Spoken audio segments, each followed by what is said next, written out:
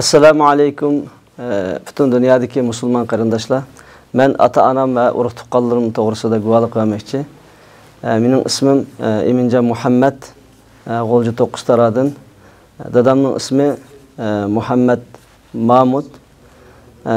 Apamning ismi Xatamgul Bavudun. Biz 5 o'g'il, 1 qiz. Akamning ismi Abdul Ahad. Adamning ismi Ashigul. Keynimdeki ilimning ismi Abdusamet. Onun kichigi Abduvali. En kichigi Hazrat Ali. Biz 6 qarindosh. Men 2014-yil 6-oyda Misrga o'qishga chiqqan.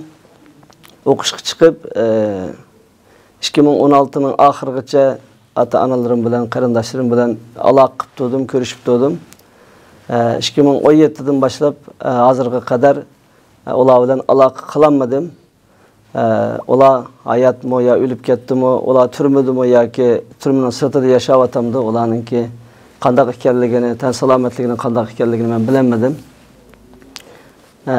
Mana shu tor dunyosida bu ata-onam bilan mana shu quruq tuqqanlarim bilan aloqa qilishmaganligim, mana bu Xitoyningki intayin diktatorlik bir siyosat yurgizayotganligi va Uyg'ur Sharqi Turkiston musulmonlarga ig'ir bir zulm selayotganligininki dalili.